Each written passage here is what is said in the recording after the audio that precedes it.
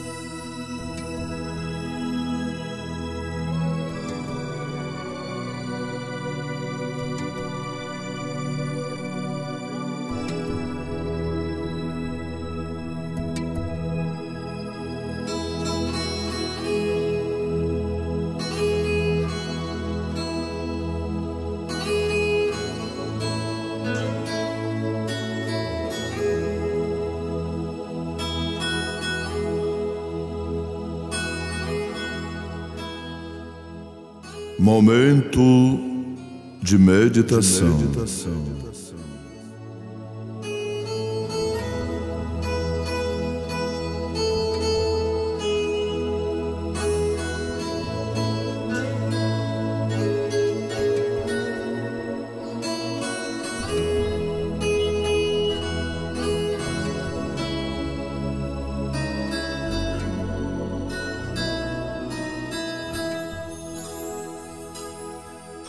Portanto, nós também, pois que estamos rodeados de uma tão grande nuvem de testemunhas, deixamos todo o embaraço e o pecado que tão de perto nos rodeia e corramos com paciência a carreira que nos está proposta.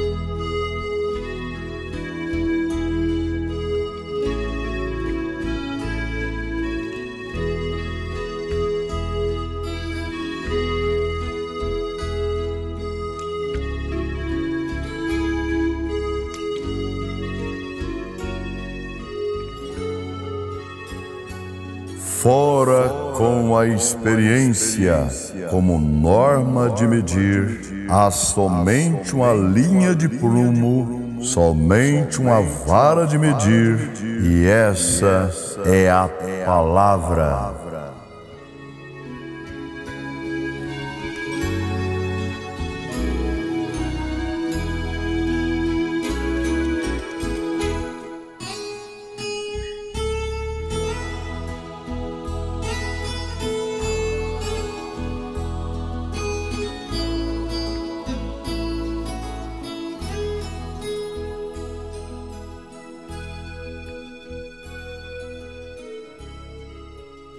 Nós lemos na carta de Paulo aos Hebreus, capítulo 12, e o profeta de Deus para esta era, na mensagem à era da igreja de Esmirna, na página 125 a seguir, o profeta, irmão Brana, diz: o que é que causou este mal entendido?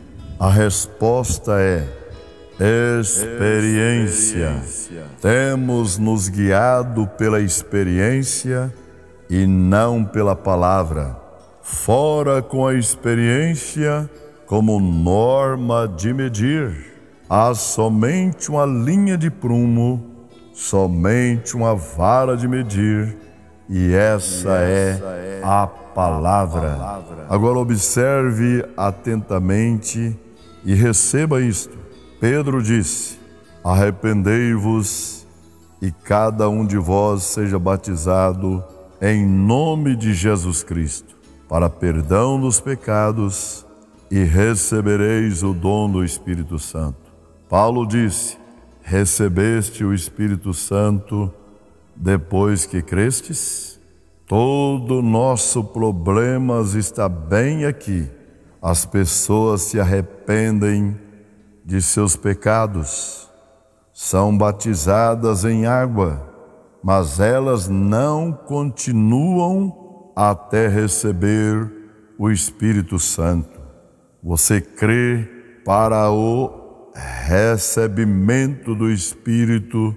Crer em Jesus é o passo na direção certa, que é em direção do Espírito Santo. Mas as pessoas param aí, elas vão até as águas e então param. Elas creem e então param. A Bíblia não diz que você recebe quando crê. Diz: recebestes o Espírito Santo depois que crestes. A tradução literal e exata é: tendo previamente crido, recebeste o Espírito Santo. As pessoas creem e então param. Você não recebe o Espírito Santo quando crê. Para o recebimento dele, tendo se arrependido, você continua e recebe o Espírito Santo. Você vê isto? É isso que está errado com os nossos fundamentalistas. Eles não têm nenhum poder porque eles param à beira do Pentecostes. Eles são como os filhos de Israel que saíram do Egito e pararam à beira da terra prometida. Ora, aqueles filhos de Israel deixaram o Egito com cerca de 2 milhões de pessoas. Todos eles peregrinaram juntos. Todos viram os mesmos milagres de Deus. Todos participaram do mesmo maná e da água da rocha ferida. Todos seguiram a mesma nuvem de dia e a coluna de fogo à noite. Porém, somente 2 alcançaram a terra prometida. Somente 2 eram crentes verdadeiramente ou reais. Isso é correto, porque a palavra nos diz que os demais morreram por causa da incredulidade, e por causa da incredulidade eles não puderam entrar. Hebreus 3:19. Então, desde que isso é assim, e somente 2 entraram, então os demais não eram crentes verdadeiros. O que fez a diferença? 2 ficaram com a palavra. Quando os corações dos 10 espias fraquejaram em Cardes Barneia, Josué e Calebe não vacilaram, porque criam na palavra e disseram: somos mais do que capazes para tomar a terra. Eles sabiam que podiam, porque Deus tinha dito: tenho-vos dado a terra.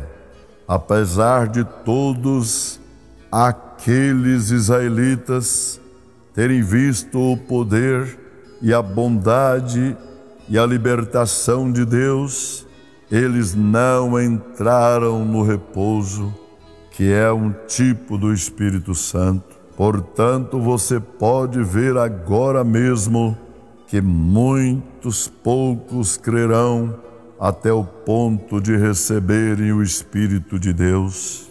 Muito bem, chegamos até aqui. Agora eu quero ir mais adiante. Ao fazê-lo, sei que vos suscitar algumas emoções, mas isso é algo pelo qual não sou responsável. Eu sou responsável perante Deus e a sua palavra, perante as pessoas para quem Deus me enviou. Tenho que ser fiel em tudo o que Ele me dá para dizer. São João 6, 37 ao 44 diz: tudo que o Pai me dá virá a mim, e o que vem a mim de maneira nenhuma o lançarei fora. Ninguém pode vir a mim se o Pai que me enviou o não trouxer, e eu ressuscitarei no último dia. São João 1, 12, 13. Mas todos quanto o receberam, deu-lhes o poder de serem feitos filhos de Deus, aos que creem no seu nome, os quais não nasceram do sangue, nem da vontade da carne, nem da vontade do varão, mas de Deus. Efésios capítulo 1, versículo 4 e 5. Como também nos elegeu nele antes da fundação do mundo, para que fôssemos santos e irrepreensíveis diante dele em caridade, e nos predestinou para filhos de adoção por Jesus Cristo, para si mesmo, segundo o beneplácito de sua vontade. Agora, sem nos envolvermos muito com o assunto da soberania de Deus, pois isso exigiria um livro só sobre isso, deixe-me salientar aqui que, de acordo com estes versículos, Jesus Cristo está escolhendo sua própria noiva, do mesmo modo que os homens escolhem suas noivas hoje. A noiva hoje não decide simplesmente quem vai tomar um certo homem por esposo. Não, Senhor. É o noivo que decide e escolhe uma certa mulher para ser sua noiva. São João 15, 16. Não me escolheste vós a mim, mas eu vos escolhi a vós. Ora, de acordo com a palavra de Deus, a noiva foi escolhida antes da fundação do mundo. Esta escolha da noiva foi proposta em si mesmo. Efésios 1:9 e em Romanos 9:11 diz: para que o propósito de Deus, segundo a eleição, ficasse firme. Você não pode lê-lo de nenhuma outra maneira. O propósito íntimo, o eterno propósito de Deus era tomar uma noiva de sua própria escolha. E esse propósito estava em si mesmo, e sendo eterno, foi decretado antes da fundação do mundo. Observe atentamente agora e veja isto. Antes mesmo que houvesse uma partícula de poeira estalar, antes que Deus fosse Deus, Deus é objeto de adoração e ninguém estava lá para adorá-lo. Portanto, naquele tempo, ele era apenas potencialmente Deus, e ele fosse apenas conhecido como Espírito Eterno. A noiva já estava em sua mente. Sim, ela existia em seus pensamentos. E o que você me diz a respeito desses pensamentos de Deus? Eles são eternos, não são? Os eternos pensamentos de Deus. Deixe-me lhe perguntar: São eternos os pensamentos de Deus? Se você pode ver isto, você verá muitas coisas. Deus é imutável, tanto em essência como em comportamento. Já estudamos e provamos isso. Deus é infinito em suas habilidades. Portanto, Ele, como Deus, deve ser onisciente. Se Ele é onisciente, então Ele não está agora aprendendo, nem está tomando conselho até consigo mesmo, nem está em nenhum tempo acrescentando ao seu conhecimento. Se Ele pode acrescentar ao seu conhecimento, então Ele não é onisciente. O melhor que poderíamos dizer é que algum dia Ele será, mas isso não é escriturístico. Ele é onisciente. Ele jamais teve um novo pensamento acerca de algo, porque todos os seus pensamentos Ele sempre os teve e sempre os terá. E conhece o fim desde o princípio, porque Ele é Deus. Por conseguinte, os pensamentos de Deus são eternos. Eles são reais. Eles não são simplesmente como um homem com um projeto que traçou e que um dia será traduzido em substância e forma, mas eles já são reais e eternos e parte de Deus. Veja como isto funciona. Deus sempre teve seus pensamentos quanto a Adão. Adão, como seus pensamentos, ainda não estava expresso. O Salmo 139, 15 e 16 lhe dará uma pequena ideia disto. Os meus ossos não te foram encobertos, quando no oculto fui formado e entretecido como nas profundezas da terra. Os teus olhos viram o meu corpo ainda informe, e no teu livro todas estas coisas foram escritas, as quais iam sendo dia a dia formadas, quando nem ainda uma delas havia. Isso, como eu disse, não foi escrito acerca de Adão, mas lhe dá uma ideia, o conhecimento de que o pensamento estava lá em sua mente, e esse pensamento era eterno e tinha que ser expresso. Assim, quando Adão foi formado do pó da terra e seu espiritual criado por Deus, então Adão tornou-se o pensamento de Deus expresso, e aqueles pensamentos eternos estavam agora manifestos.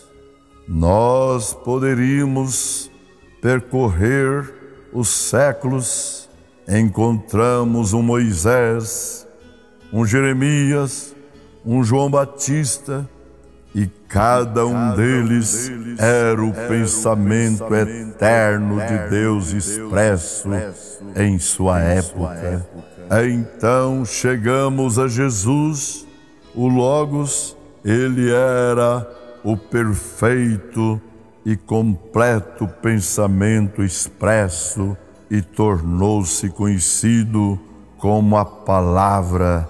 É isso que Ele é e será para sempre. Ora, é dito que Ele nos elegeu nele, Jesus, antes da fundação do mundo. Isso significa que estávamos bem ali, com Ele na mente e nos pensamentos de Deus, antes da fundação do mundo. Isso dá uma qualidade eterna aos eleitos. Você não pode escapar disso.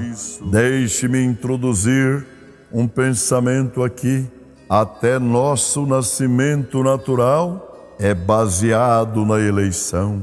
Os ovários femininos produzem muitos e muitos óvulos, mas por que é que num determinado tempo, um determinado óvulo desce e não outro?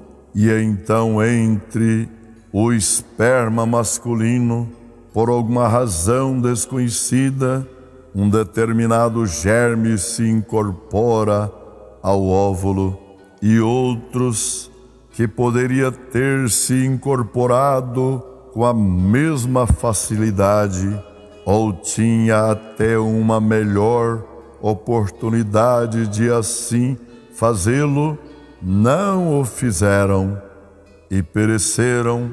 Há uma inteligência por trás de tudo isto. Caso contrário, o que determina se um bebê é menino ou menina, loiro ou moreno, de olhos claros ou escuros e etc. Com estas ideias em mente, pense em Josué e Calebe. Não disse Jesus em São João 6,49, vossos pais comeram maná no deserto e morreram. Aqueles pais que morreram foram necessários como os antepassados das pessoas a quem Jesus estava falando. Eles pereceram, embora estivessem na eleição de Deus. Naturalmente, como Josué e Calebe estavam espiritualmente. Deus os abençoe, em nome do Senhor Jesus Cristo. Amém.